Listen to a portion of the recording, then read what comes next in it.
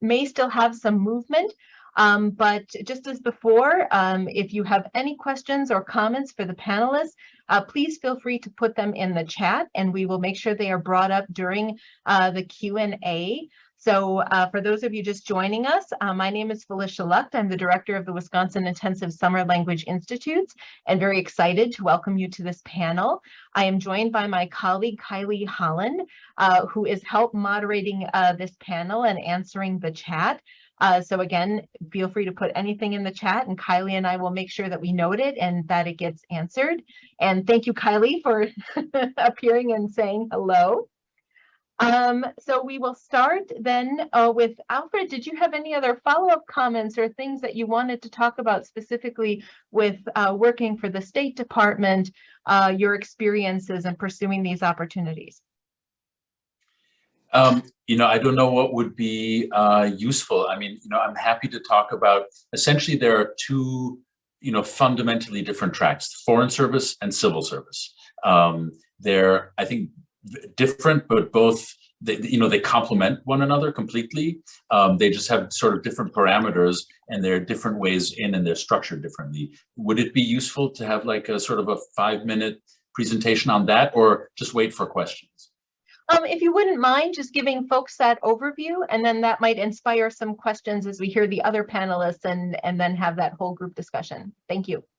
Sure, happy to. So essentially, foreign service is the part of the Department of State that is, foreign service officers are generally what are called generalists. So they work in one of 5 cones. It's very weird we use that word. Political, economic, public diplomacy, management, and consular, meaning that you take the foreign service exam, which is a written exam, after which, if you pass, there's an essay part of it, but if you pass, you do an oral exam. And if you pass the oral exam, you then you have to get a security clearance and also a medical clearance. You have to be cleared to work worldwide when you first join the Foreign Service. And you join in one of these 5 cones as a generalist. And what that means is that you can work outside those cones. So if I'm a political officer, currently I'm doing a public diplomacy job. What it means is that for most of your career, you're promoted in that cone. So while they like to see you work, do a little, you know, gain other experience, the panel that looks at you, it's a competitive service, we're like the military, you're promoted in your cone. You're competing against people, I'm competing against other political officers to be promoted. So there's kind of a balancing between when you work outside, you can't do too much, but you should do a little, it'll be well seen. But if you only work in a different cone, people will say, hey, you're in the wrong place. So when you take the test, you need to think, because you need to choose your cone before you enter. You choose it when you take the test. You need to have thought and read about these 5 different areas of work in the Foreign Service. What do I really like, right? What are the kinds of things that I would want to do in the Foreign Service? There are some opportunities to switch once you're in, but it's not always guaranteed that it works. So you take this test and you join, and what we're expected to do is have most of our careers be overseas. It doesn't mean the whole career. We can spend up to 6 years currently in Washington, after which we have to go overseas again unless we get special permission to stay. And sometimes that you can get that, but they don't sort of do it.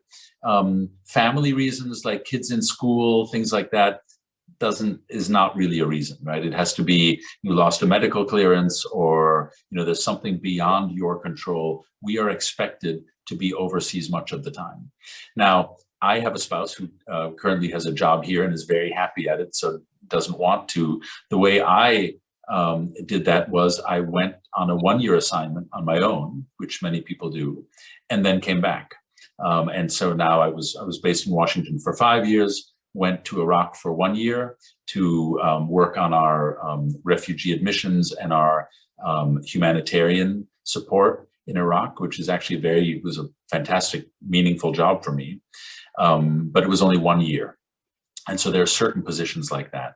But in general, you have to be driven by the idea that living and working overseas is fun, and and kind of what you want to do. And for many people, that's it, right? It's also a lifestyle and a way of work.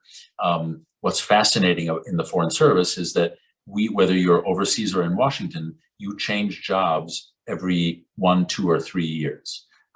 So you're working in a different context, a different place, different language, different set of parameters. I had been managing humanitarian programs. The U.S. has, last year we spent $225 million on humanitarian support in Iraq. It was fascinating. It was a ton of work. But now all of a sudden I'm working on American Spaces, thinking about how we reach out to people all around the world, a completely different set of issues and programs. That is fascinating. I mean, there are few jobs where you get that much variety in such a short time, and a lot of responsibility. So the Foreign Service is fantastic for people who like those kinds of challenges and who want to keep learning new things. There are also, I should mention, there are what are called Foreign Service specialist jobs, which they're completely different. You don't take the Foreign Service exam. You're hired because you are already an expert in certain things that the Foreign Service needs. It could be, examples are diplomatic security, so our security officials, HR professionals, and some management professionals are not part of the management cone, but are actually specialists who need to know about HR. It is complicated in the government. And where I work now in American Spaces, we have a core of Foreign Service specialists known as regional public engagement specialists. There are about 30 of them. And many of them have library and information science backgrounds. They used to, 50 years ago, they ran the libraries that the US government had all over the world. We now have American Spaces, which are not libraries, but which are platforms for engagement. So many of them have this particular background. We have another core that specializes in English language training for teachers and institutionally RELOs, regional English language officers. So there are specialist jobs that you can get if you have a particular background. The civil service is a completely different model. You apply for a specific job on the USA Jobs website within the Department of State or in any other government department at a particular level, and you get the job based on your qualifications for that particular position, and you stay in that position. So many jobs in the Department of State, and they have what are general service levels, right? They go from 1 to 15, 15 being the highest. You're hired to be a person who works in the office of South Central Europe because you know about the Balkans. You're an expert. You have did advanced studies in that. You speak languages. You know the Balkans, and you're the right person to shepherd that portfolio. You're going to be the institutional memory for everyone who passes through the Foreign Service officers, the directors, the people who go through that office who are switching. You're the person who is an expert in a particular field for a particular reason. The way you get promoted is not automatically. The way you get promoted is by taking another job. You have to leave that job and get another job that's at a higher level for you to be promoted. So it's a completely different system, but also very rewarding for people who are looking for that particular field, right? To work in that particular area. And many times what will happen is a civil servant will be eager to be in a particular job and will do that for a number of years and then say, I now see that so-and-so over there is doing that. I really would like to do that. And they look for an opportunity and they apply. It may be for a promotion, it may be for a lateral move, but they want to do something else. But again, over the medium and long term versus the Foreign Service, which is over the short term. Let me stop there, but that's kind of the parameters of how we fit together. Well, thank you for sharing that. And we're getting lots of great questions in the chat. And just as a reminder, we're going to have all of our panelists present first, and then we will be going through our questions from the chat. And Kylie is taking diligent note of those. So in addition to Dr. Alfred Boll, we also have with us today Alison Patz, who is the Associate Director of the Boren Awards in the Defense Language and National Security Education Office. And to introduce our speaker, Ms. Patz has served in this role since 2015 and with the Defense and Language and National Security Education Office since 2010. She is a department-wide subject matter expert for policy and outreach to attract diverse U.S. citizens into the national security workforce through Boren Awards. She is responsible for the design, development, and management of the program and works to provide opportunities for Boren Award recipients to nurture their interest in and commitment to federal government careers. Ms. Patz also serves as the alternate designated federal official to the National Security Education Board, which is a 14-member board comprised of 6 presidential appointees, as well as representatives from 8 cabinet-level departments. So Ms. Patz holds a master's degree from the University of Wisconsin, Madison, a great place, I hear, in international public policy, as well as a bachelor's degree from Smith College in French literature. She was the recipient of a 2008 Boren Fellowship, wherein she used her funding to study Arabic at the American University in Cairo's Arabic Language Institute. Ms. Patz served as a Peace Corps youth development volunteer in Morocco from 2004 to 2006. She enjoys yoga, mindfulness, and is certified as a 200-hour trained yoga instructor. So thank you, Alison, for being with us this afternoon. Thank you, Felicia. I appreciate it. I think that the yoga piece of my background is what I personally feel most proud of. So I am a very unique panelist, I would say, this afternoon, because I'm actually joined here by my colleagues who are going to speak specifically about the Boren program. So it is very unique that I have been working for the office that runs the Boren program for 12 years. It just so happens that I was a Boren myself. Now that is my job to manage the program. So I think I will just speak very briefly about my own career trajectory and just some broad opportunities within the Defense Department, which is the department that runs the Boren program. I think there's probably perhaps a perception out there that Boren Awards is maybe a State Department program. We partner very closely with ECA on many of the State Department funded scholarship federal programs, such as the CLS program, the Gilman program, of course, the Fulbright program. So I am very pleased to represent the DoD perspective today. So I will start there, and then I'm hoping my colleagues Michael and Mariah can speak just a little bit more about Boren specifically. And I should also point out, I may have seen some of you all last week. I was actually visiting Madison because I was visiting all of our Borens that are participating in the Summer Institute there. So in case you are in a Hindi class, an Urdu class, an Indonesian class, you may or may not have seen me sort of pop in and out. And I just have to say to the Urdu students in particular, that was pretty amazing to watch some of the presentations that we were able to see. You know, we were in a beginning class, no previous study of the Urdu language before any of you all have entered this summer. I was just blown away that there were students speaking for 10, 15 minutes at a time. That was just so incredibly inspiring to me. So thank you again. If I was able to observe any of your classrooms last week, it was just an absolute pleasure and delight. So as Felicia said, I was a French student in my undergraduate college career. So I was very deeply interested in foreign languages from that period of my life. I studied abroad in Paris. I very much pictured myself becoming a high school French teacher. That's really, where I envisioned my personal career going. I loved French when I was in high school. I loved my high school French teacher. She was a French citizen. And I was just so devoted to that career path. That was the only thing that I wanted to do. That's where I saw myself working. I wanted to live in Wisconsin. I'm from Green Bay. So that's, where I really pictured myself being for the rest of my life. However, I thought perhaps it might be interesting for me to do a broadening life experience before I settled down in Green Bay to teach French for the rest of my life. an uncle of mine was actually a Peace Corps volunteer in Malaysia in the 90s. Sorry, in the 60s.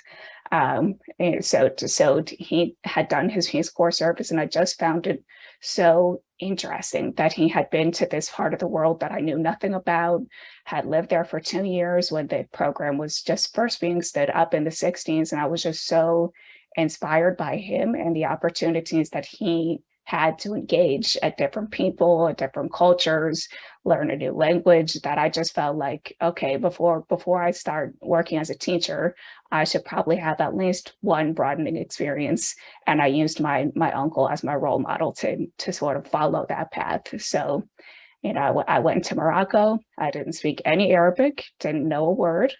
I obviously spoke French very well. This did nothing to help me as a Peace Corps volunteer into the community that I was placed into. It was actually an indigenous Berber community.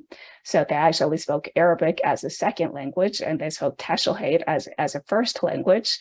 So that was a very unique opportunity for me to be learning 2 languages simultaneously, just based on the populations that I was working with as a volunteer. With the children and the youth in my community, I was speaking in Arabic. That's what they preferred, but often their mothers preferred to speak to me in Tashelhate.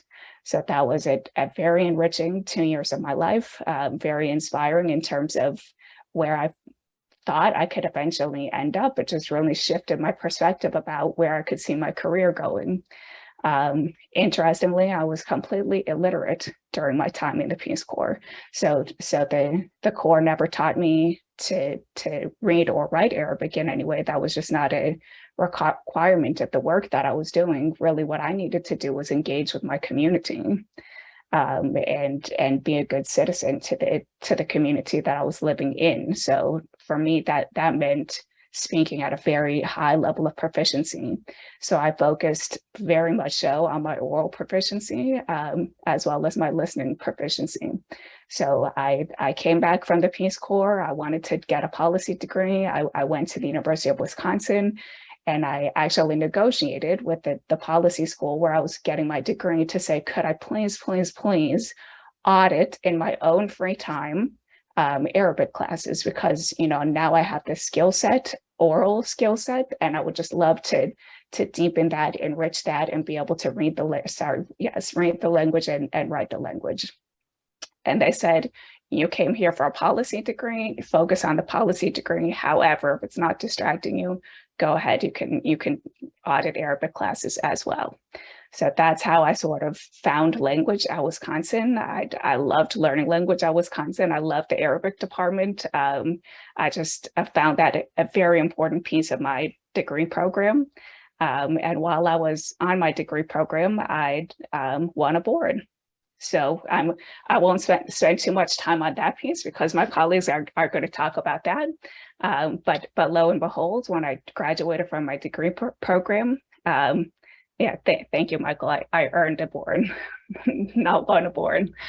I moved into this job, so it is very ironic that indeed I am now managing the very program that sort of took me to the next step of my academic and professional life. I would say I'm also a very unique federal servant in the sense that I actually have stayed within the same office for almost 13 years. So that makes me a real anomaly, I would say. However, it just so happens that the office of which I am a part just has provided amazing opportunities that have really allowed me to work on different programs, grow my skill sets, and just really, work on the mission that means a whole lot to me. So I feel very, very proud of that, and just very blessed for that.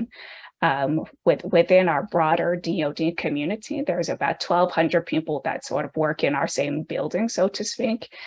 So just to give you a little taste of just what's in our building that runs the Boren program, all of DoD's sexual assault and prevention is run through that office.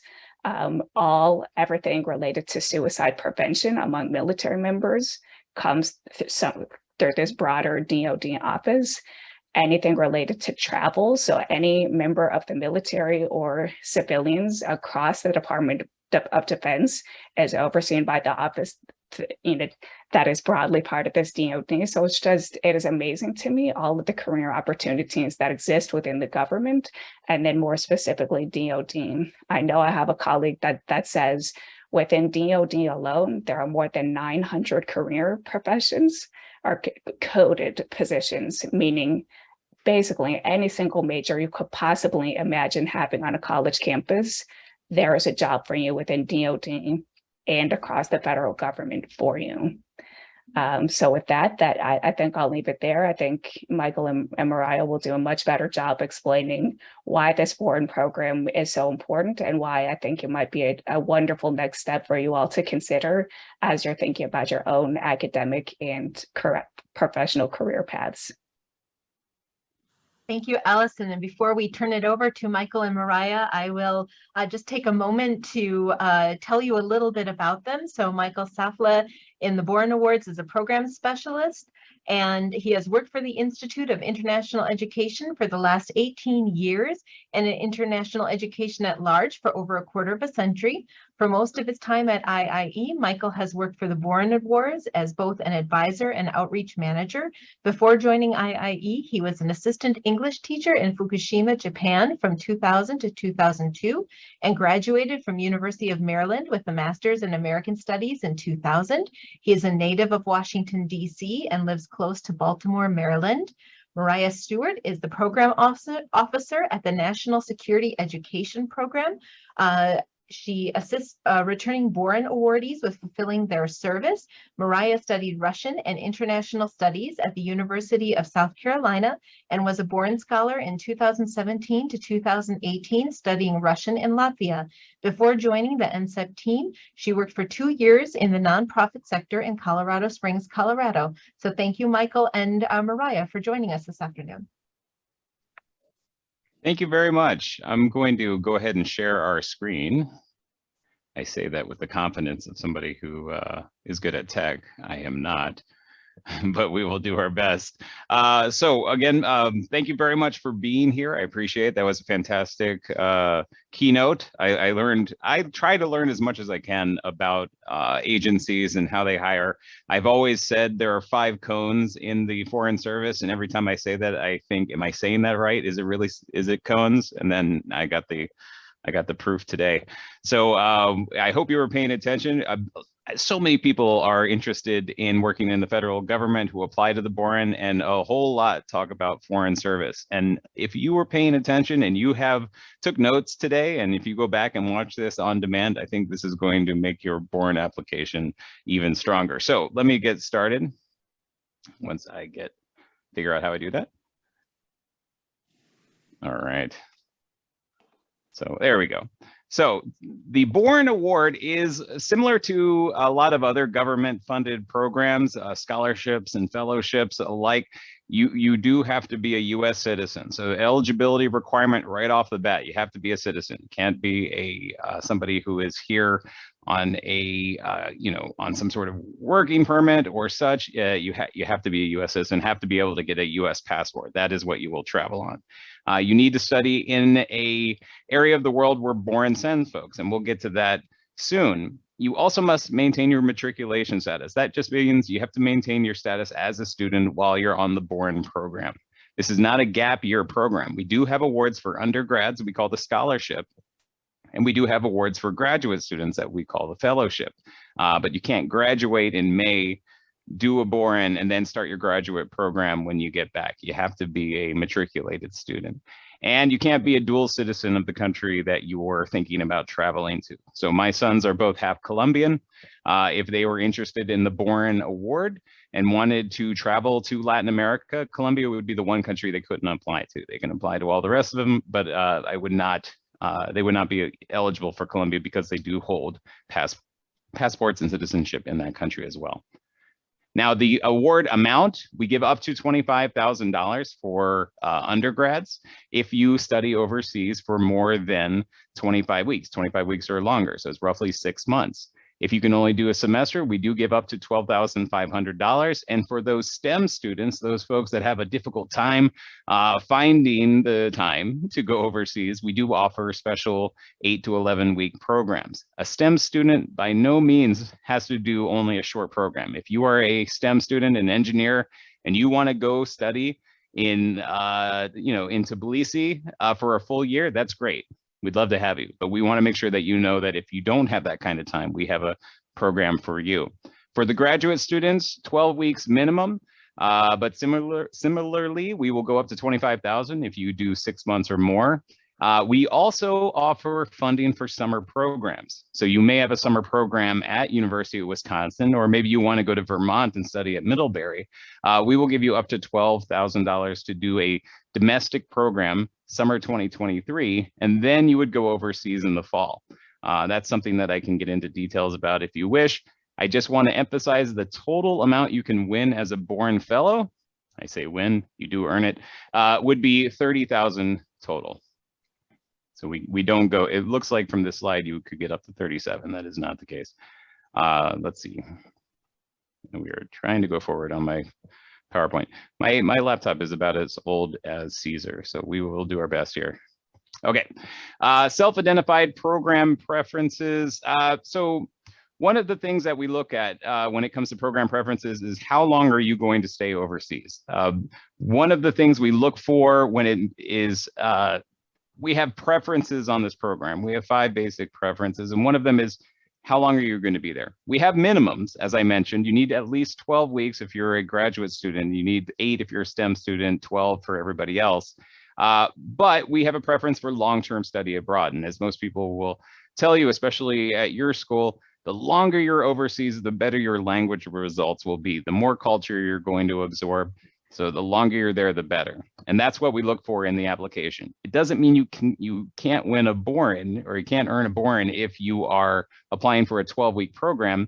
It's just that you're going to really need to make sure your application shows that you're spending all 12 weeks or all 20 weeks really packing in the language, really packing in the culture. And we talk about that when it comes to the application time and you're trying to make a competitive application.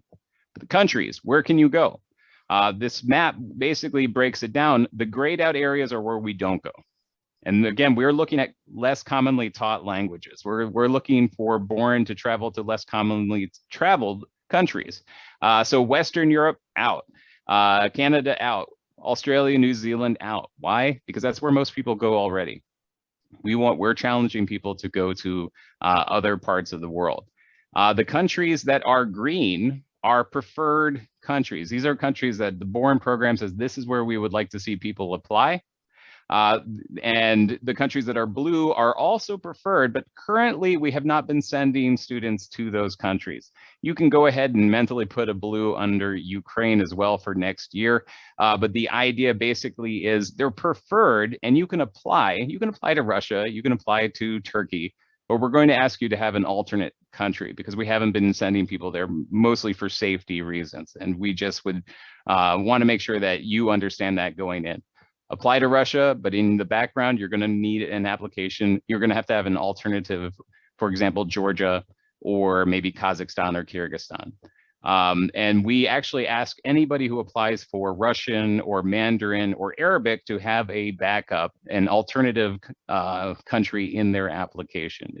It makes things much easier when we do selection process.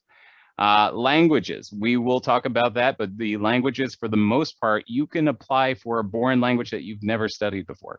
We were talking about the we were talking about the Saffle program, and Alison said she went and visited an Urdu class where students had never studied the language before. This is very common for Boren to apply to a language they have no background in. But I don't want that to mean somebody with an advanced level of language can't apply. We're very interested in seeing all levels of language apply for the Boren. If you are at an advanced level, maybe you're even a heritage speaker, we're still happy to have you apply. Just make sure in your application you say, why is it that you need to learn more Arabic? Why do you need to learn more Vietnamese? give us a reason. If you've never studied the language before, it's going to be a little easier. You can say, well, I've never studied, but this is why I'm interested in it. But basically, 99% of the languages we offer on Boren, you do not have to have a background in. There's two exceptions to that, and we'll get to it. And then field of study. We have preferences, but in reality, as Alison had said, almost any major under the rainbow there would count toward, there are jobs out there, not just in DoD, but in the government world, government abroad. This is something that I always try to say, hey, you may be a drama. I was a theater major for a while. I was an education major. None of these are preferred majors on the Boren. That wouldn't mean I shouldn't apply to the Boren. Definitely, we want to see anybody who is interested in federal service, somebody who is interested in going overseas and studying a language. I really don't care what your major is. I think you should apply for the Boren. The regional flagship language initiatives, 3 of which are hosted at University of Wisconsin. This is a program, we call these turnkey programs, at least I do. I did a lot of house shopping recently. So the idea is you're looking for a program that is already set up.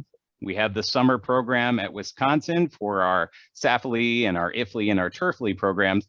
Our AFLE program for our African languages is at University of Florida, but these programs are set up already.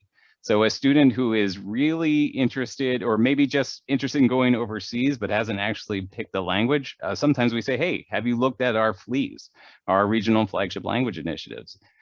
These programs are very well regarded. Students who get into these programs, for example, the Urdu you already heard about, but I will talk about the Swahili program in AFLE.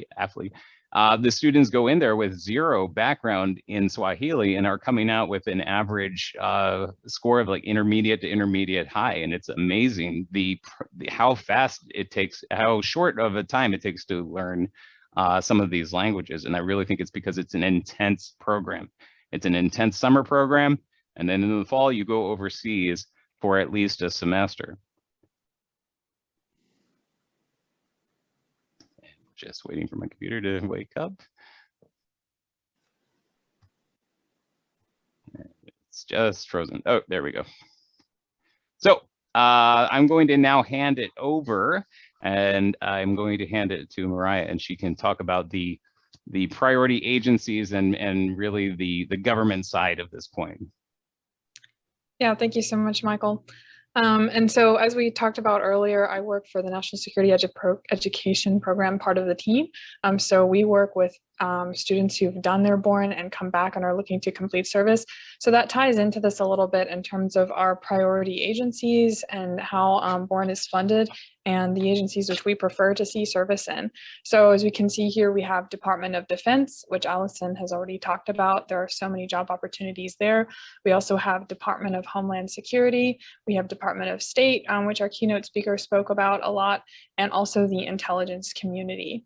And so what we would like to talk about is how there's such a broad range here. You have everything from DoD. We also see up here, we have USAID. There's even on the next slide, we have a couple of our other agencies, which include the Peace Corps, Department of Justice, Department of Energy, Department of Treasury, and Agriculture. So these are just a few of the many, many agencies that we see Boren awardees complete their service in. And so what we like to emphasize is that Boren is a great way to get your foot in the door into federal service. It is a very broad door. As you can see, there's a lot of different opportunities. It in no way pigeonholes you. There's very broad opportunities for you to be able to do your service. And I wasn't sure what the next. It's coming. Waiting for the next slide. The hamster that runs my computer has taken a break and we're waiting for it to get back. There it goes. Here we go. So here's just a few examples of the federal positions that you may find yourself in. So we have Foreign Agricultural Service and Agriculture, Intelligence Research Specialists. So that might be for the Office of Analysis for Terrorism, Narcotics and Crime, and also State. We have International Trade Specialists for the Office of Latin America and the Caribbean, Commerce, Regional Affairs Officers. That could be for the Middle East. A lot of postings you see might have specific regional specialties. So depending on what your language is, you may see job postings for those languages. That's in the Office of Policy and Homeland Security, and a research fellow, which might be for the National Institutes of Health, Office of Allergy and Infectious Diseases. So even public health sectors, STEM, almost anything that you can imagine, whatever your degree is, you might be able to find opportunities there. And what we also like to emphasize is that Boren allows you to have these opportunities. However, Boren, of course, does not give you the job. You yourself have to apply to these jobs and put in the work. As we were talking about earlier, the kind of work that it takes a lot of persistence, sometimes a lot of rejections. I myself got my share of rejections before I found myself with this team. So it's something that you have to be very persistent about, but having Boren on your resume for sure makes you stand out as a candidate. The things that we were talking about earlier, those experiences that you've had abroad, languages, that makes you stand out. It shows that you can be independent, that you have a certain amount of confidence. So we'd like to talk about some of the federal job and support resources that we provide here at NCEP. I'm part of the NCEP service team. We are a team of, most of us, actually all of us right now, have done the Boren before. So we're here to help provide mock interviews, cover letter reviews, resume reviews, things like that. You can find us at ncepnet.org. There's also the NCEP Alumni Association for those who have done their Boren and come back. A lot of people use that for networking opportunities, job postings. We also host a federal employment seminar, and that is a great opportunity for awardees once they return to hear a lot of speakers, a lot of tips and tricks about resumes and applying to different jobs, and even just get a feel for the DC area. I know myself, I wasn't living in the DC area at the time, and that gave me an opportunity to kind of learn the ropes of using the metro and everything like that. So it's a very cool thing now that we are doing that in person, and we're very excited to be back. We also do resume workshops. Sometimes that is part of the seminar. And one of the greatest advantages you can have as a Boren awardee is a special hiring authority. And this is put on your resume. We tell everyone, please advertise this at the top of your resume. And it allows you basically to stand out even more as an applicant for different jobs, and allows you to really get your foot in the door for federal jobs. So I'm going to jump in again. When you are applying for Boren, and I mentioned how hopefully you were taking notes for Director Boll, if you are interested in foreign service. But if you are interested in something else, or you're just not sure where to go, one of the best resources you have is your advisor at school. Talk to your campus advisor, talk to your major people in the professors that you're taking classes from, and ask them, where do people in our area go when they work for the federal government? And this may be an obvious answer depending on your major. This may be very obtuse. I was an American Studies major. I was a theater major. I was an education major. I was an American Studies major. I was in school for nearly a decade without a doctorate. So the idea here is get people, talk to those professors. They will probably be the people who write your letters of recommendation should you apply to a Boren or a CLS or to whatever. But get some, just start talking about it. What are your goals for the program? Why do you want to go to China, or why do you want to go to Taiwan and learn Mandarin? What would you like to do, as a career? How would you use this experience to help you get into federal work? These are all things you really need to start thinking about in your head before you put pen to paper, or I guess now we type things out. We do provide you with some links and some information on our website. If you go to borenawards.org, we have a whole section on public service. One of our former Boren and former IIE employees did a very good job of putting together this list of departments and some places where we've had Boren find work in the past who have fulfilled their service. So there are career pages and job descriptions, and we tried to make it So you can get kind of lost in the jargon if you ever go to usajobs.gov. It is one of those pages that just feels so intimidating if you've never applied to federal work before. We've tried to find hiring pages from agencies that are a little more friendly to people who are not used to the process, and it is a process. When I started working for IIE, I had been sending resumes and applying to government positions for about a year and a half, and easily 12 months after I was hired at IIE, I was still getting letters back that sometimes takes that long to churn through the system for them to eventually say that they do not need an American Studies major for whatever job I applied for. Now I'm going to stall. I should have hit the button earlier. So so that is an opportunity. We do have webinars, live webinars, recorded webinars, basically things to help you get ready to write the most competitive application that you can. And your University of Wisconsin has a lot of success on our program, and it's definitely something you want to take advantage of. It has also a strong reputation for language, also something that helps you when the committee starts reading your application. It's like, oh, this person's going to University of Wisconsin. This is no joke. So they kind of take a special look at your application. Now, the requirements are relatively simple. We have a couple of essays. They're roughly 800 to 1,000 words each. We're talking about less than 2 pages. And really, for most people, that makes it more of a challenge because you really need to be concise and get everything you need to say in a very short amount of space. We do ask for those letters of recommendation, at least 2 if you're an undergrad. Graduate students, we're asking for 3. And what I always say is those letters of recommendation should be all telling something different about your story. I can get 3 professors that all say you're a great student. Oh, this person's a great student. Always comes to class, talks to me, straight A's, what have you. I basically heard the same story 3 times in a row. Try to make sure you're getting different perspectives. If you've worked on campus or you have a job outside on campus, I heard somebody was already working for a Department of Agriculture in the comments. Get your supervisor to write a letter. And they should all be basically reiterating that your interest in working in the federal government is genuine and you have this strong sense to work in the public sector. And I think that is going to be a benefit for your application. Let's see, the letter of overseas affiliation, these are bits and bobs. We can help you with that. I don't want to get too deep into the weeds for somebody you may or may not even apply to the program, but I am here to help you with that. Successful candidates, as we just punch them in here, you can read those. And a lot of this is very similar for anything that you apply for. I would like to say though, if you are interested in Boren and you have looked at the critical language scholarship and you've looked at other things, apply to everything.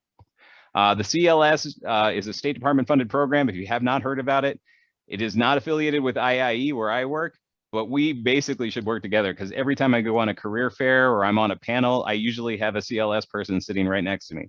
And the good thing about Boren and CLS is that we will work very well. I have no problem cost sharing a Boren with state. I don't mind state paying for them over the summer and Boren will pick up the tab when they start the fall.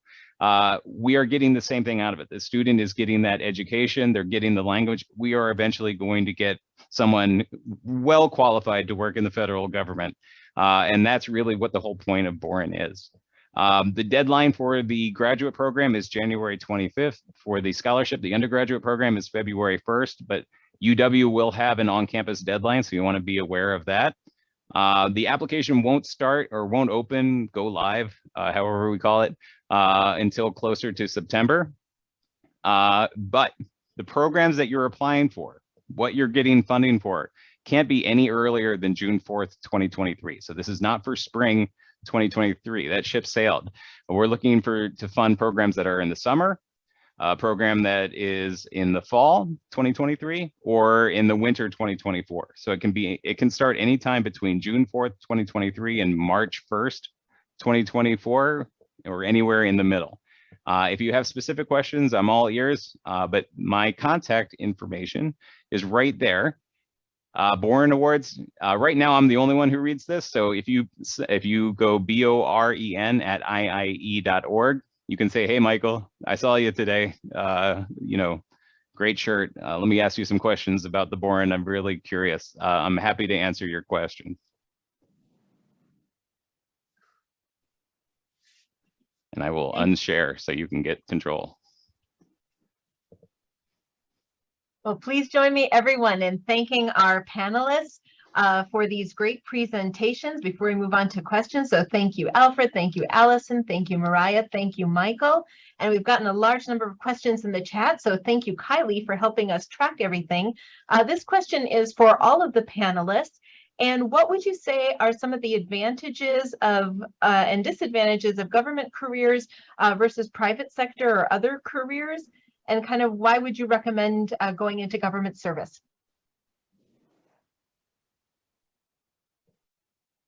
Dr. Boll, I'm sure you'll be more articulate than Mariah might. Yeah. I was going to say, who should go first? Everybody is going to have, a different and valuable perspective. For me, I'll just say public service is, a responsibility. It's something where, we're all in it because there's some element of commitment to, wider public goals and a belief that we are somehow, individually privileged to do this and have great experiences, but are also doing it inspired by a wider view of society. I think as a practical matter, it probably is good for government and for the private sector when people hop between the two. And you see that in different areas. Unfortunately, the Foreign Service is not really made for that, right? It's they want you to be in, and in many parts of government, it's not flexible along those lines. And it's something personally I regret, because I think that when you see people who can go between the two, including, for example, the private sector and academia, we all benefit in meaningful ways. Institutions benefit by cross-pollination. So I wouldn't put it so much, I would say to look for ways where you can do both in different ways is a really positive thing. Michael spoke so well, and he's at IIE, which is an institution that works so closely with government and yet is its own self and does its own things in many different areas. Those kinds of synergies are important. I think government is a place where you can find a niche, but it's important you're effective when you try to move things. The private sector is looking for its own, right? People have a particular interest and in whatever it is they're doing. When you find something you like, I don't think it matters where you are. You add value no matter where you are. I think what I would just add to that is that I feel so inspired by the mission of my specific office, but then the broader mission of DoD every day. So I'm not working towards a bottom line. I am working towards our citizens, this country, protecting our nation. And to me, that provides me deep, meaningful, tangible benefits to just feel good about the work that I'm doing every day and feel inspired to get up and log into my email and connect and feel that the policies and the decisions that I'm recommending are actually changing lives. Would you like to add anything, Mariah or Michael? I can say maybe from a standpoint of seeing a lot of awardees applying to jobs, and we've even talked about the difference between federal jobs and contracting. So even within there, the federal hiring process is very lengthy. I'm sure you've heard of us talking about applying on USA jobs and security clearances and all those things. So it is something to keep in mind, especially if you do Boren and you come back and you're looking for jobs, maybe don't expect to find things as quickly as you might in the private sector. Maybe you do find something, but maybe you're in the processing period for a very long time. So that's just my perspective from seeing a lot of people and their questions as they arise as they're applying to federal jobs. There are some more difficult steps involved with that. But of course, there are also many advantages as well on the other side that make it worth it. So. And I have nothing to add because I'm not a federal employee and I have not been, although I am a contractor, recent contractor. But no, the biggest thing is enjoy what you do. I wrote down for my bio that I've now been in international education for 25 years. And I made the mistake of saying a quarter century. And it looked good on paper. And then when I heard it read out loud, it made me feel incredibly old. But it wouldn't be something, you don't work in nonprofit this long if you don't enjoy it. Thank you all. We have a follow-up question that came up in the chat. Would there be any private sector work that could have an effect on government job opportunities or state security clearances? I'll maybe turn it over to others, but absolutely. I mean, there are lots of parts of the private sector, as Michael just indicated, who work as contractors directly on government projects that require security clearances, that require kind of everything like a government employee does. But instead of a full-time employee, the position is covered through a contract. And so there are many, and in fact, that is for many people a way into government service directly. They are hired by, as a contractor, and then through work in the system, they also, they do the job. And then if a full-time employment position is opened in relation either for that job or something similar, usually that person is certainly well positioned to apply. Because they've done the job. So contracting is a very good way to approach government service. There are lots, and there are jobs in all aspects of government work. Every government department looks at contracting. Another thing I wanted to mention generally is because I'm at the Department of State. I work for the Department of State, but I don't want to just say there are that the Department of State for someone who's interested in international affairs is the only place. Far from it, and it's not the departments that only the ones you saw on the list before. Defense, etc. It's everybody. The Department of Agriculture, the Department of Commerce, the Department of Health and Human Service. Every department has certainly a designated international operations office. For those of us who work at consulates and embassies overseas, we deal with them all the time. They come on visits. They have contacts with foreign counterparts. They work together with ministries all over the world on lots of joint issues. So there are lots of opportunities. Look at USA Jobs. Don't restrict yourself to simply our agencies. Look at lots of agencies because they're doing tons of interesting things and they're interested in your kind of profile and background. Would anyone else like to add? Sure, Felicia, I'd just like to mention, I know that the security clearance process seems so mysterious. It seems unexplainable. I would encourage you all to just Google SF86. That is the government form that any employee wishing to obtain a security clearance needs to fill out. So that particular form, you can find it on the internet. It will kind of walk you through, these are the types of questions that I'm going to have to answer in order to get through the process. So hopefully just taking a look at that may help to demystify, what the adjudicators will be looking at in terms of your information. And I'll jump in, and it was a quick blip on our presentation, but contracting for the federal government does count toward your Boren service. So if you are looking for work in the federal government and you end up as a contractor and you're contracting for the DoD or one of the priority agencies, that is very good chance that will count toward your service. Thank you all. So this question was alluded to earlier, and even though it's about a specific situation, it might be applicable to others in thinking about transferring jobs. But for someone working in USDA, currently in tech services, would you be able to offer any advice in transferring to a more language-focused field within federal service? Said Python is a language.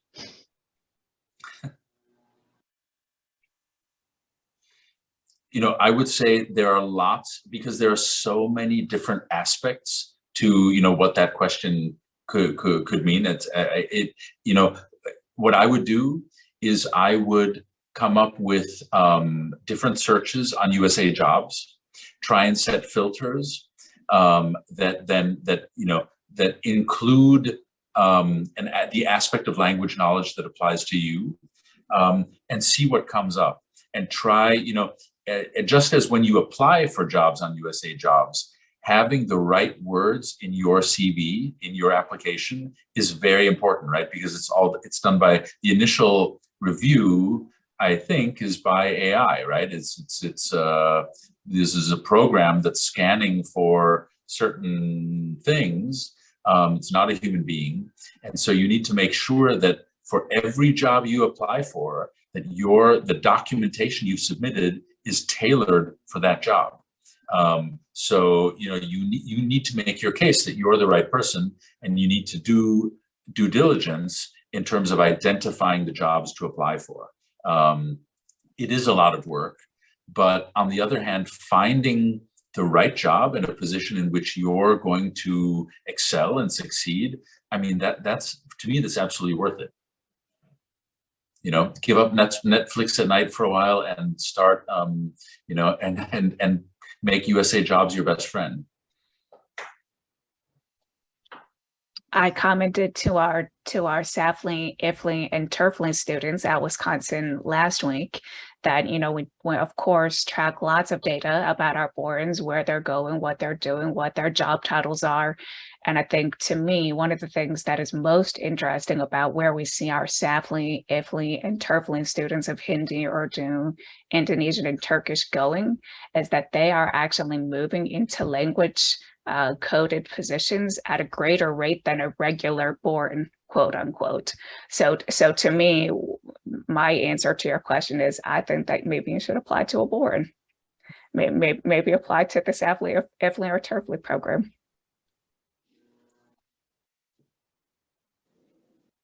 Great. So the next question is overseas experience essential to a government career?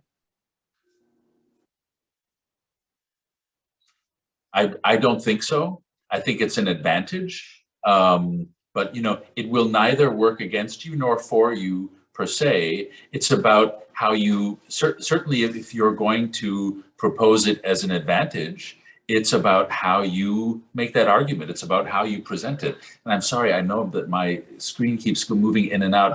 I set my iPad to some weird setting and I can't figure out how to unset it. So sorry. That'll be my next Google search after we break. Make a case for that. What, you don't have to, absolutely not. But it should be an advantage if you've had the opportunity. It should absolutely be an advantage. I think I'm unmuted. Yep. I was thinking the same thing when during the keynote speech, you mentioned, Director Boll, that I forgot if it was a hedge fund who you applied for a job for, when they kept coming back to you about your Mandarin, and how, I assume it was Mandarin, and how often you were studying and all the details. Every interview I've been to since I got back from Japan has asked me more about Japan than anything related to my work experience outside of Japan. And it was one of those, it was just one of those things that you could tell they interviewed a lot of people, but now this was something a little original. Can you pivot in Excel? Maybe not, but let me tell you about Fukushima. And perhaps that helped me in my jobs. And it really made you stand out, or at least make you memorable, which really, that sometimes that's what you need. But the artificial intelligence checking your resume apparently is a real thing. Put intelligence in quotes. Just make sure you're crossing all your T's and dotting all your lowercase j's, because if you're missing something, the machine don't care. So make sure you have a couple of eyes on that to make sure you're not have any mistakes.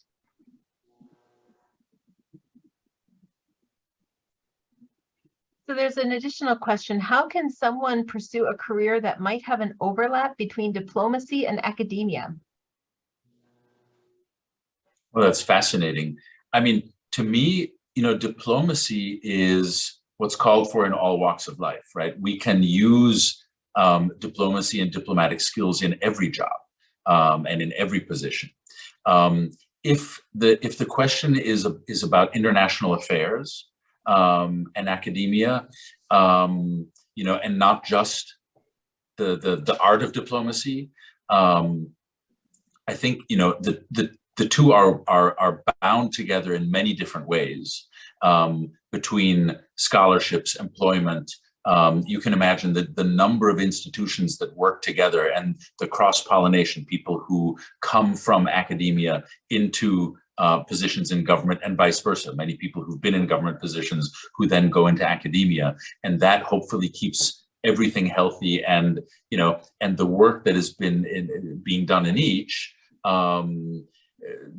part of what informs the other, because it's important, right, that we know what's happening in government. We're trying to make decisions on behalf of the collective that hopefully make sense and that are informed by all the work that is happening in academia.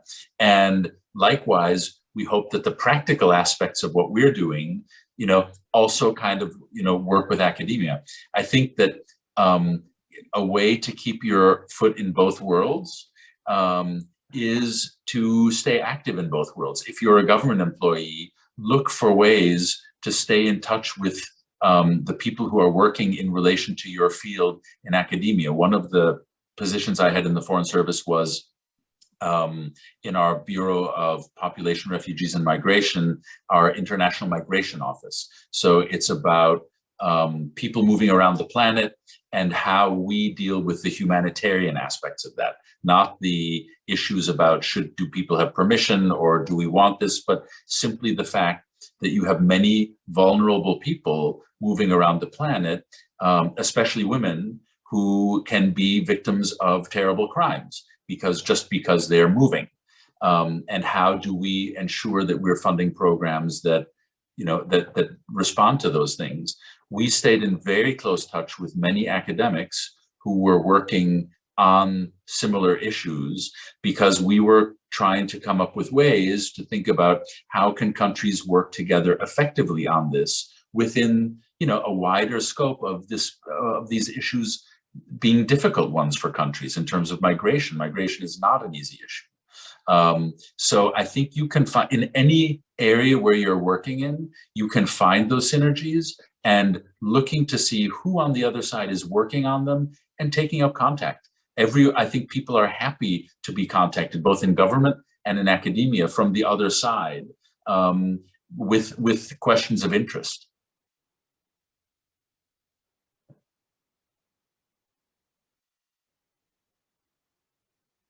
And the question was raised, would it be more of a consulting job for government than a government job solely? I think it could be both, but I'd be eager to hear what others think.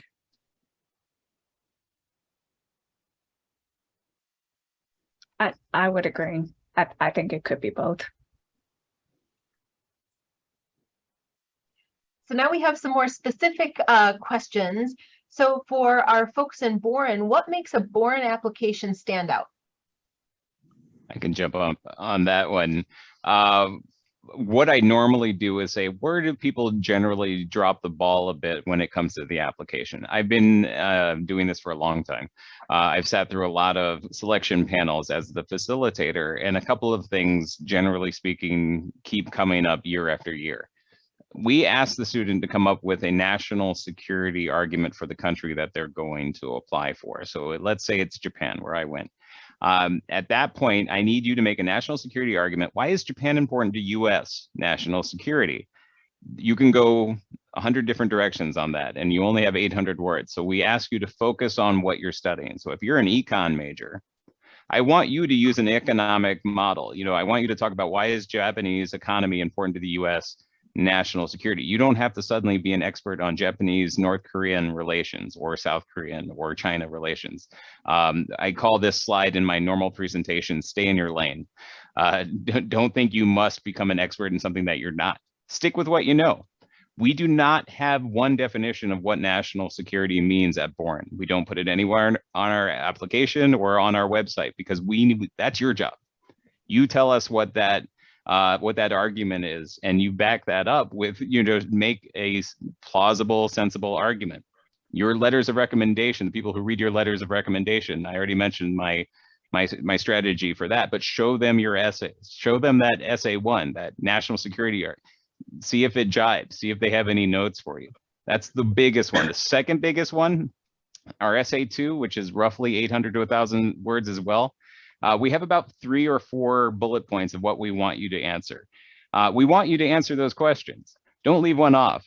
But the biggest issue students have is this is a job that has a 12-month service agreement attached to it. You will work for the federal government for 12 months after you graduate. You have 3 years or so before you need to start working for the federal government, and we're going to help you get your foot in the door in those interviews. But ultimately, you will work for the government.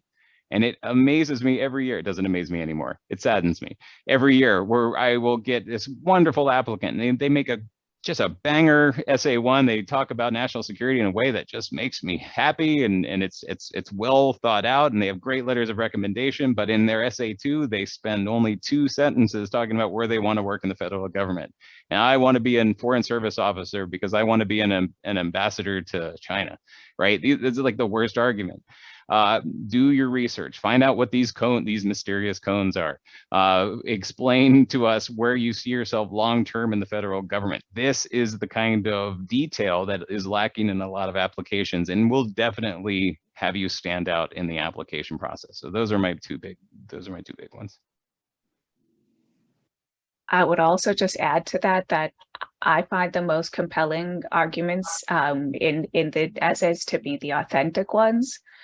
So Michael said a very similar thing, but I would just kind of foot stomp that, you know, if you are authentically explaining why this is important to you, why you wish to go to Japan to study economic issues, you know, what is the value of that you can then bring back to the federal government? You know, how can you help this country? What are the skills and perspectives that are important that you have that you can add your voice to?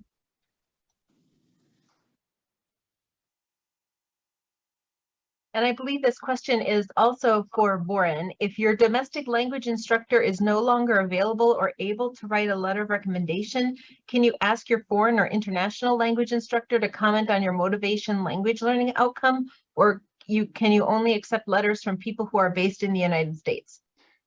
We'll take a letter from anyone. Now, there are 2 different types of letters. So you have your letter of recommendation, and you have your official language evaluator. We don't ask for a language evaluation unless you have experience in the language you were applying for Boren. So let's say it's Japanese again. And my language professor, I did study abroad in Japan maybe a year or so ago. And my most recent language professor is still in Japan. He was at Sophia University, and that is where I can have that person write my letter as my Japanese professor. He or she can either write my letter of recommendation, or they can write a language evaluation. We say it needs to be in English, the letter, and the person needs to be a professor of the language, not necessarily just somebody who speaks the language. So my sons, if they applied for Ecuador to study an indigenous language, and they were studying that language, but they didn't have an actual teacher who taught that language. They can't just find their grandfather who speaks that indigenous language to write their letter of recommendation. Many red flags for that. But the idea is you need to find a professor. Those letters, the language proficiency letters, are optional. So if you don't have one, it is not going to crush your application at all. It's just something that's good to have. If you're applying to, let's say, Japan, and part of your application, part of your program is saying, I'm going to go and do research in Japanese. My Japanese is at this level where I can do A, B, and C. It's probably a good idea to your transcript show those grades that you have you're doing very well in Japanese. And it's definitely good. It would be good to have a language proficiency letter in your application for somebody to kind of back that up. If you are applying, and I never got to this, if you're applying for French or Spanish, which are the only 2 languages we require a background in on Boren, we will ask you for that letter as well, because we really want to have a professor saying, yes, this person is at intermediate, high for the French requirement for AFLI, or they're at an advanced level, which is our requirement for Spanish. And I can go into those details, but that's an email. You send me an email, I'll get into the weeds on that. Great. And so now we have a specific question for you, Dr. Boll. For people taking the Foreign Service Officer test, would you recommend contacting people you list as references when taking the test, or can it wait till you've been selected for an interview? Or would you be able to talk a little bit about the Foreign Service Officer test? Sure. With the caveat that it's been a long time since I took it, and I'm not directly involved in administering it, and I know that it's changed over time in terms of, let's say, exactly what happens when.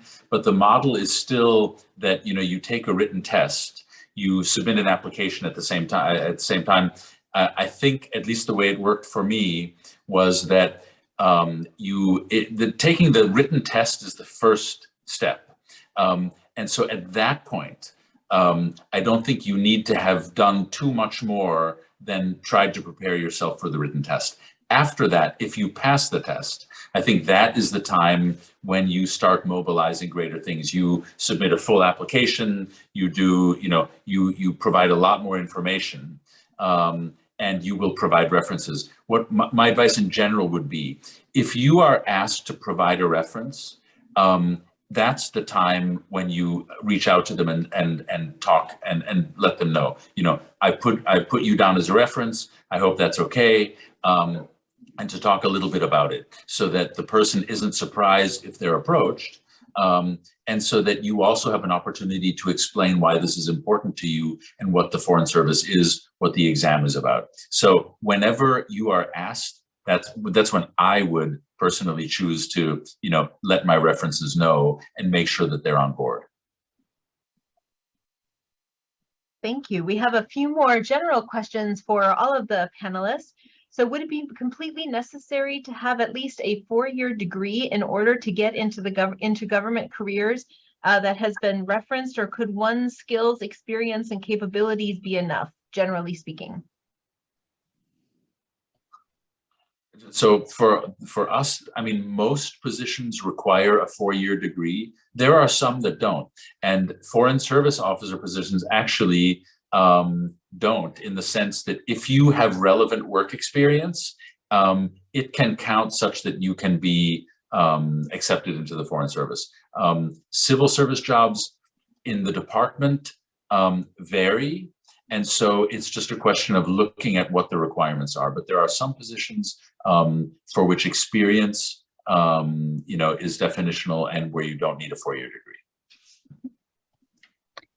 I think what I would just add to that, Dr. Boll spoke a little bit earlier about this 15-point scale, basically, that most federal employees are 1, 2, 3, 4, all the way up to 15, 15 being the most senior federal employees. That scale is outlined by the Office of Personnel Management, OPM. So you can just take a look at, what are the salaries of the federal employees that are working in the government right now. And then there are lots of charts and interesting information at OPM about what types of experiences and school education, those types of backgrounds that you may need to enter with which level of government service. So if you enter at a 5, you need a different level of education and professional experience than you might if you were entering as a GS 13, for example.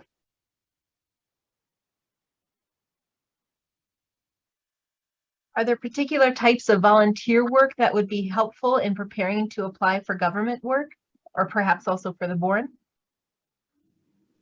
I'll jump in real quick. If you can get, and it's not necessarily volunteer work, although I think half of government internships are paid, so which means the other half are not. So that may feel like volunteer work, but any work with the federal government as a student or that you've already had is going to look good on the Boren, right?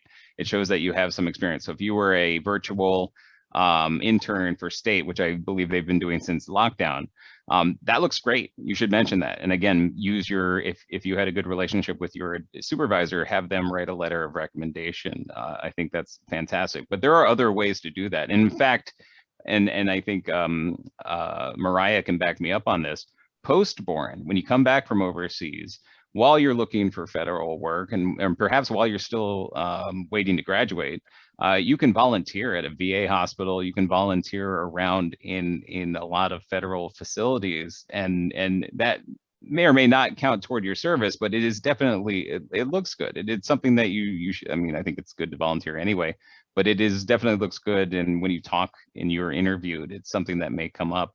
I don't see there's a downside for volunteering.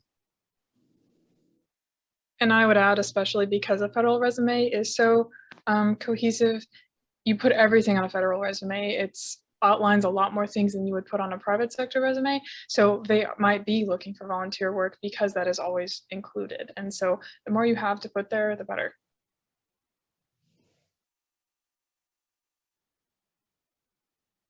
Great. What recommendations would you have for someone who likes languages but not sure about career paths to pursue?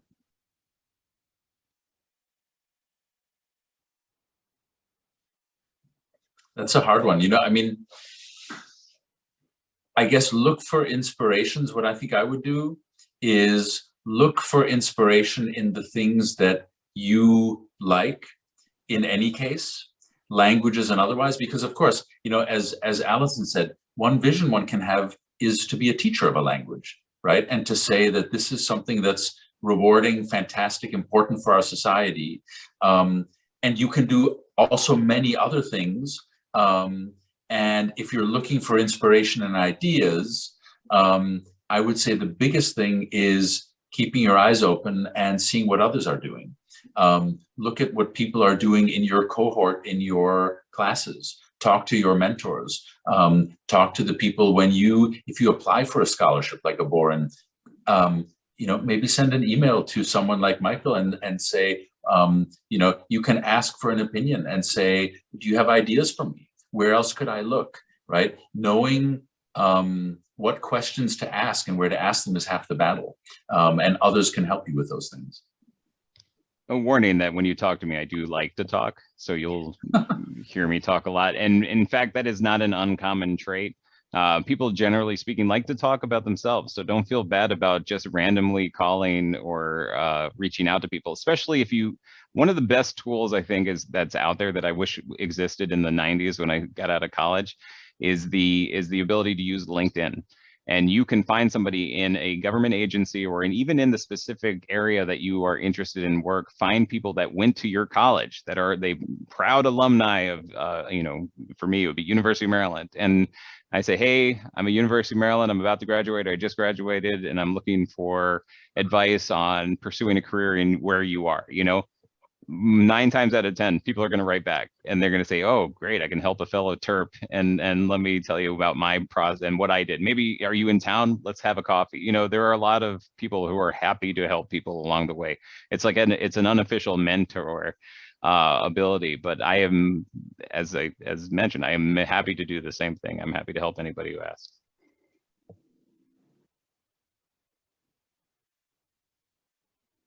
Great. We're getting some more questions in the chat while we're noting those. Is there any other resources? I know that Jobs USA was mentioned, where recent graduates can learn about opportunities. So I am personally biased, but I think nsepnet.org is the basically, in our parlance, it's the Boren Jobs Board. You know, so this is a public-facing website. This is a location where only Borens can apply to the jobs that are ultimately posted on that website. But you can go there and just take a look, like, oh, you know, where are the locations where federal employers rather are looking to hire Borens. So right now, these days, many of our job postings are related to Homeland Security. A lot of State Department. I should most definitely point out that we've had more than 1,000 Borens report service at the State Department. So this is a very popular employer of our Boren community. Number one is DOD, but you know, State Department's right at our heels. I think Mariah, you could probably provide some specifics about, you know, what's on NSEPnet this week. I don't know what y'all posted this week, but I'm sure you do. Yes, and one of the great advantages of doing a Boren, so what we're talking about now is just available to the public. So you can go on to nsepnet.org right now and see what we post. But later, if you do your Boren and you come back, you actually get on a special email list and you get emailed those jobs straight into your inbox. And so that's just one, it's a great reminder. I know it was for me to keep applying. Two, it even opens your eyes to more jobs that you might not initially think that you'd like to do. I always envisioned myself working for state, but of course now I'm in the DoD, and the DoD, I would say, is bigger than state. There's so many more opportunities there that I never even knew about. So it's a great way to kind of broaden your horizons a bit, apply for jobs you might not normally have applied to. In that process, maybe you have a couple interviews, you get to talk to those people who are doing those jobs. One of my favorite questions to ask is, what's your favorite thing about your job? And ask that of people doing jobs that I maybe had not thought of before. And so that's just a great way, a little bit what Michael was talking about earlier about networking and maybe understanding what you like to do as a career. So there are a lot of great advantages. The job board's a great place to look.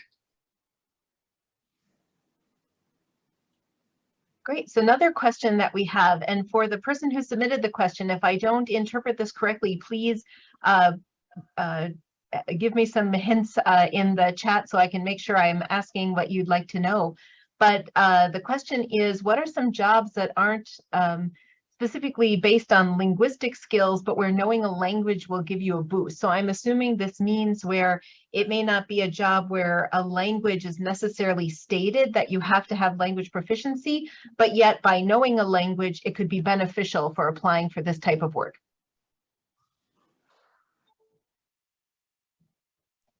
So I'm sure Dr. Boll can talk a lot about State Department opportunities. I will say one big area of government that we have not talked about today is the intelligence community. So certainly there are many aspects of the intelligence community where if you know a language, even if you're not using that language directly in the job that you're particularly doing, they will actually pay you a proficiency bonus just for knowing that language. I know that is similar for many other agencies, including DoD. All of our military members, if they happen to know a particular language, they can actually receive proficiency bonus pay just for knowing that language and testing at a certain level. So those are just a few places that come to mind, but I'm sure Dr. Boll could speak to State Department. I mean, let me just reinforce that point because I think it's the exact same thing for the State Department, and I'd say for USAID as well. USAID is also in parallel an agency that sends Foreign Service officers overseas. So there are 5 agencies with a foreign service: the Department of State, Department of Commerce, Department of Agriculture, the Broadcasting Board of Governors. And this is embarrassing. What am I forgetting?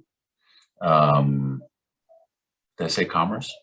In any case, maybe it's 4. The Foreign Service exists in each of those, and so it's something to look at.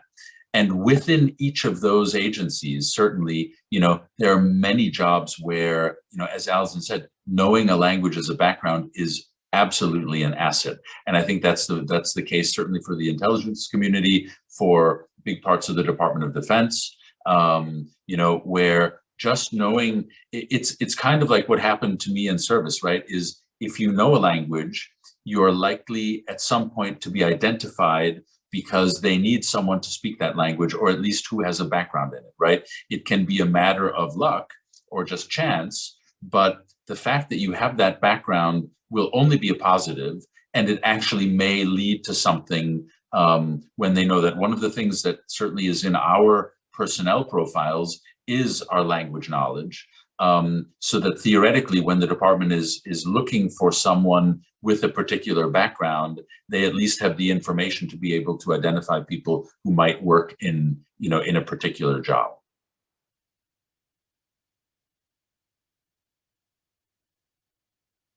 Thank you. We have a few more questions left.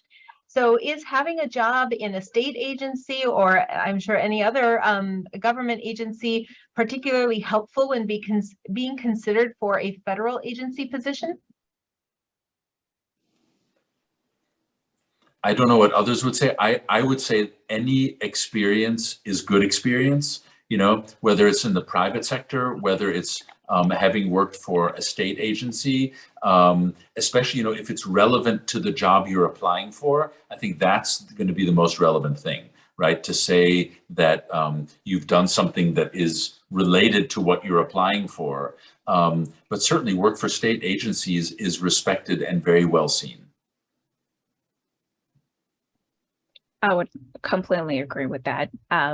as I kind of jokingly stated as I started my presentation, one of the most important pieces of my resumes, and I'm actually not joking about this, is that I have gone through yoga certification, and I'm trained as a yoga teacher and can do that job, because to me that is a very important piece of my mindset, how I think, how I operate in a work setting.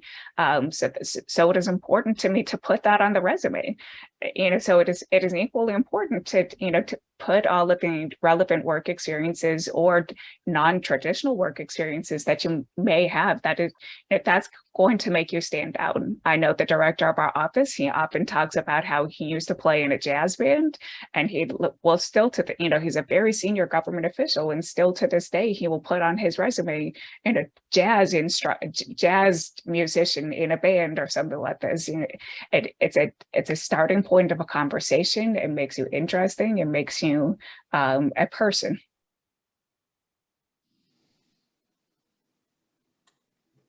So are there particular less commonly taught languages that are more in demand for certain offices of the government or areas of government service? I would say the State Department is much more nimble in this regard. I think, DOD has our sort of enduring capabilities, our long-term planning. I think anybody who follows international affairs might be able to guess that for DOD, some of our important languages will be Arabic, Chinese, and Russian, which have been throughout the 30-year course of the Boren program among the most popular languages that Boren has funded. I'm sure Dr. Boll could offer a perspective on, if that is more nimble and relevant to 2022. I think that's a very good perspective. I mean, I think that for us, you can't tell where the next crisis is coming, and you can't tell, in advance. The State Department is conscious that we need to be ready in terms of lots of languages at any given time. And so, I think that's why we do, people who go to Latvia, many officers will learn Latvian. It's a language that they're only most likely going to ever use if posted again to Latvia. It's a huge commitment of resources in terms of both the person who's decided, the officer who's learning the language, as well as the department that's saying, we're going to invest in you. There's no guarantee that that person is going to serve again in Latvia. That depends on her or him, right? If they're going to bid on that job. Of course, there's maybe an incentive because you might be able to bid on posts more easily, you're attractive to post, etc. But the department knows that we need lots of different languages and people who speak many of them. And so, I would say that while there's never a guarantee, certainly there is a commitment to less commonly taught languages, and to valuing that, and to saying that if you bring that with you, it's something absolutely that we care about. I'll jump in real quick. When it comes to Boren, I get this question a lot, but it's more of they want to be competitive. I'm interested, I'm really interested in Indonesian, but it's such a random language, and I'm worried that I look on your website and it's Mandarin and Arabic and Russian, Korean, those are the big languages. Am I at a disadvantage for applying for this particular one? And I always say you should apply to the language that you're interested in. And I think this goes to Alison, saying that when you're making your essays, when you're creating your essays, if the committee tends to be able to tell when your heart's not into it. And if you're applying for a language just because you think it gives you a better advantage, sometimes that shows. If you're applying to a language because for whatever reason, you are very interested in that region and that language and that culture, it usually makes for a better read in the application process. And you'll be happier as a student anyway. So you'll pick up the language hopefully faster as well. So we just have a few more questions. What level of proficiency is required for most government jobs? And related to that, I think we've addressed this a little bit, but what opportunities exist for continued language training in federal service? So from a State Department perspective, it depends on each agency, right? It depends. I mean, many will. So the Foreign Service Institute is actually open to all parts of government. It's not just the Department of State and USAID, but then the departments have to decide that they want to pay for training for someone in a particular language. The specific level required depends on the country and the job. So people going, for example, for our regional public engagement specialists, it's very important that our specialist who is in Brasilia speak good Portuguese, because we know that that is going to be crucial to her or him succeeding in the job.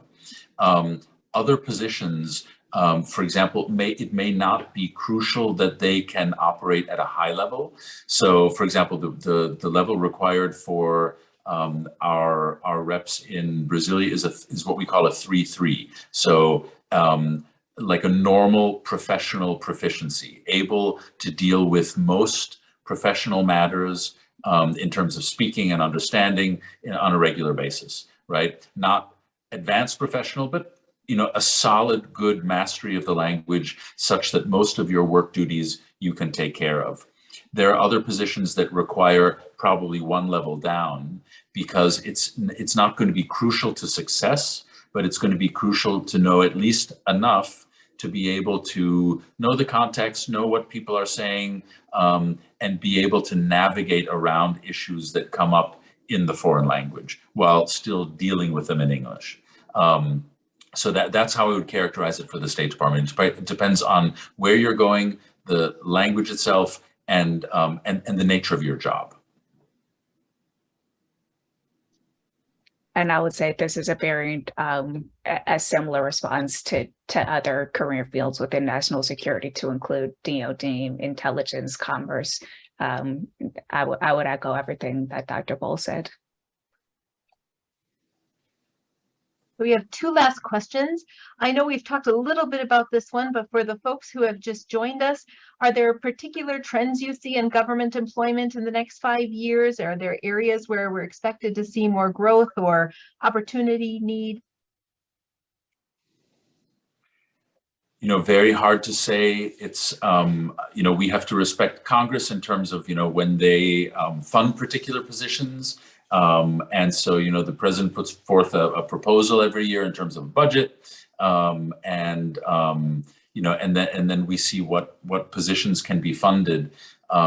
Certainly, what I would say is that we currently definitely have job openings at the department. In my own office, we have jobs that we are really working hard to fill. And we are for regional public engagement specialists, who are the public engagement specialists who run let's say the network of American spaces around the world. There we're looking for people with a library science or an information or a communications background in particular.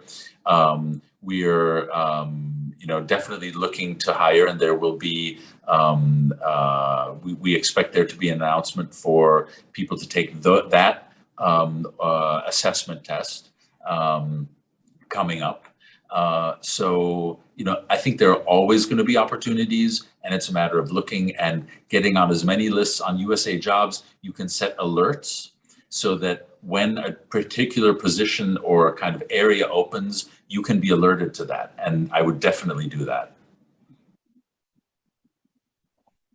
I would say one area that Boren has focused more so on over the past couple of years, and I imagine this trend will continue, is the value we place on STEM students. Our federal hiring partners are increasingly coming to us with STEM-related jobs, STEM-related requirements, cybersecurity, things of this nature, and I can only imagine that will continue to increase. Thank you. And for our last question, I've been hanging on to this one because this is a really nice way to wrap up the session. But would you mind sharing what has been a highlight of your career in government so far? Wow. I can honestly say I have enjoyed every single posting, every single job I've had. It's been a challenge, and I've been grateful for each opportunity. a highlight for me right now is thinking about how American spaces around the world can do things like work against disinformation that we know is such a threat to not just to us as a country, but I mean to democratic institutions. We are looking for partners around the world, like-minded partners to work with and cooperate with, to make sure that not just an American message of our values gets out, but a message that strengthens common values that we agree on and are committed to. So certainly, and there's been that kind of highlight in every job I've done. The Foreign Service and in general service within all areas of government, that we've been talking about will, lends itself to that. There's always something meaningful that we're all working on, even if, we're some part of making the sausage along the way, right? It doesn't mean that it's always glamorous, but it's easy to see that it's always important. I will give two responses, maybe one quite tangible and one a little bit less tangible. I would say among the most difficult aspects of my job that I've ever had to do in the time that I've been with DoD was evacuating more than 300 Borens in the spring of 2020. This was devastating for the program. This was devastating to our country. This was devastating to the world. What has happened. So by that same token, probably I think one of my most meaningful, proud moments in my government DoD life to date was sending out the announcements this summer. Congratulations, Borens. There are more than 40 countries you can go to again. This is enormous. Look at, I'll tear up talking about. I mean, this is, I think we're getting to a new place where, Borens again can go abroad. I mean, Senator Boren created this program more than 30 years ago with a very important purpose of engaging the nations that are most critical to our national security. So to know that we have Borens out again in more than 40 locations, this is extremely meaningful to me. I would say that the less tangible answer that I would give is that I think among the most inspirational people I have met in my life have all been through the job that I am currently doing. So I find such value in my colleagues and my collaborators, in my coworkers, that they have had very profound impacts on my life in different ways. And I would not be who I am today without them. And to me, that is just such a highlight of this work that I am blessed to be able to do. Ryan, Michael, would you like to share any highlights of your careers, government or otherwise? Yeah, I can just echo what Alison just said. I'm coming maybe from a more micro point of view since my government career is less than a year long still, but from someone who's just starting now, I would say absolutely the people. And this is me saying that even working from home. So that just goes to show how awesome the team is. For me, the great thing has been working with people who have very similar interests. Of course, we work in an office that works a lot with foreign languages. A lot of us have studied abroad. I'm sure maybe the same might be also true for state, going abroad, working with people who just have the same passion for the things that you do, but also who have had so many different experiences that you have had, and you learn a lot from them. So we just nerd out a lot. We just talk about languages, and I don't know anything about Arabic, but I can ask about it. And so that's been really fun. And like Alison said, you can grow a lot and learn a lot from your coworkers.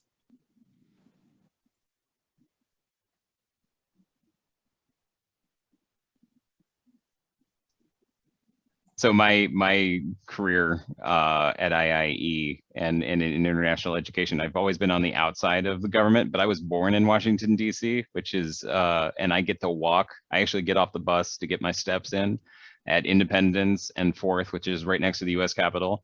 And then I walk about two miles or so to get to my office on 14K. And what I walk through, I go through the mall and I can see the Capitol building, I can see the monument, and that walk. And I used to get off on a different stop where I would walk past the White House, but just the idea that I started working in DC under when Clinton was president, and I have seen so many, I'm now aging myself, I have seen so many administrations come and go, and the people I work with have pretty much are, it's not the administration, right? And I try to explain that to students who are like, well, I can't work for, and it doesn't matter which president is in office. They always don't want to work for whoever's in office. And I said, I can't see myself working for this person. I said, you know what? You're not. You're working for the country. We're a team, and you'll see the people who are in DC and they see administrations come and go, but we're all there and we're trying to get the work done and we're trying to do our best. And my institute is, the idea behind my institute is to get more people to study abroad, get this internationalization, which is a word, and get people to, Boren is part of that. Trying to get more people in the federal government who have gone overseas, who have studied a language, who have done something which most college students do not do. And hopefully making the government a little more robust, making it a little more worldly, and even if it's just a little bit I'm doing to help that, I'm happy with what I've done in the last 18 years. Well, please, everyone, join me in thanking our panelists for sharing their time late this Friday afternoon. Thank you, participants, for joining us and helping us create these lively discussions. Thank you to all of our staff members who help facilitate these discussions and make this event happen. We will be posting the recordings from our various sessions. So if you were in a panel but still want to hear talks from another session, you will have the opportunity to do so. For example, the Critical Languages Scholarship came up, and actually we had Rory DiFiore on our panel session 3 talking about that. So that'll be a great chance to go back and listen to all of the recordings. If you joined us late and want to get to hear the whole recording of this recording, you'll be able to. And then also, as a reminder, on our website, we have links to our virtual exhibitors, which have additional opportunities and information you may be interested in. Reach out to us if you have any questions. And thank you again, everyone. Have a really great weekend.